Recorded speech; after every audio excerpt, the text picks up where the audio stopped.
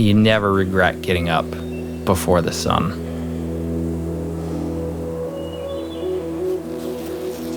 Especially when you can see the sun come up in a place that's just almost too magical to be real.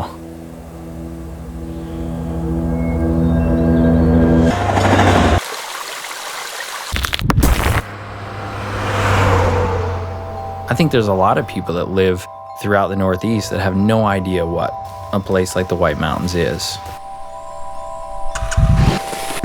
They don't know what it contains. Who lives there? Who lives in the woods? Whether that be the people or the bears. When you're deep in the woods and you encounter a bear out there in his territory, in her domain, it feels very different than when that bear approaches your backyard. When you look at a black bear and it makes eye contact with you, there's something in the gaze of that animal that tells you you are not in the power position.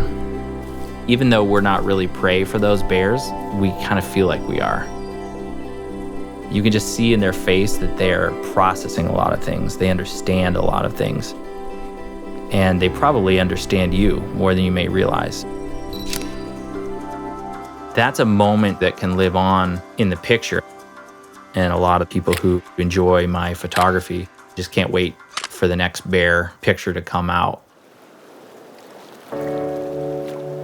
Basically, the way that I make a living now is selling my photographs in my own gallery, where I've tried to create something that feels like New Hampshire for people.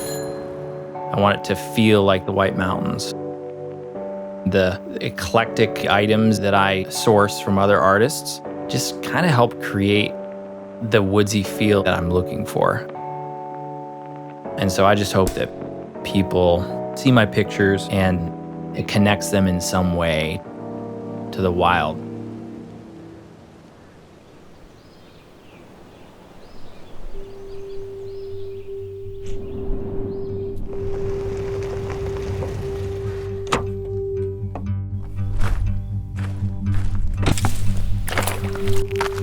These mountains out here have been eroding for a long time. The tops of these mountains once were as tall as the Rockies, and over many, many years, they've crumbled to their current height. In the wintertime, water gets down in those cracks. It expands. The rock breaks. The cycle happens every year. It's almost like walking between tombstones. It's a spiritual, ancient place. The old man of the mountain was this huge profile of an old man's face jutting out over Franconian Notch. Unfortunately, it crumbled and fell in 2003.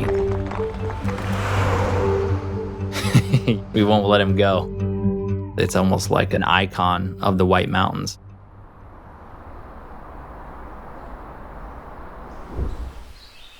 There's something magical about the hardwood forest of New Hampshire. We have beech, maple, ash, oak, balsam, pine. New Hampshire was one of the logging epicenters of the entire country. A lot of the railroads are here because, they needed a way to get these logs out. And they took the logs down the rivers too. These hardy old loggers that are floating down, standing on the logs, directing them downstream to the sawmills. You can still find those relics of an older time. A lot of the railroads had different caretakers that had homes along the railroad. These old foundations are still there as a testament to the people that built this place.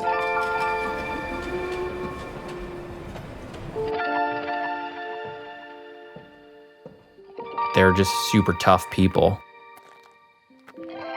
And I like the idea that, we can continue that legacy.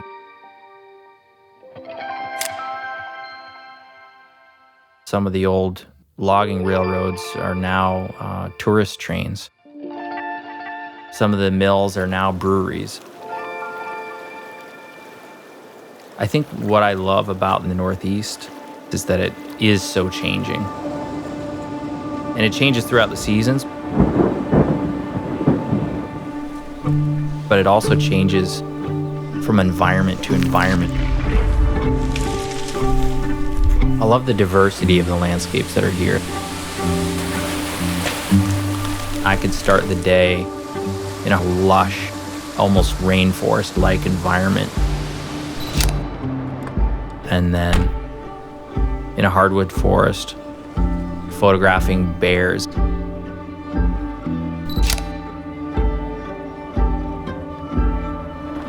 Later in the day, I can compose landscape photographs in the Alpine zone on Mount Washington. And I love photographing those places as much as I love photographing bears. I just hope that people see my pictures, develop a greater appreciation for what this is, and that they'll also fight to preserve it.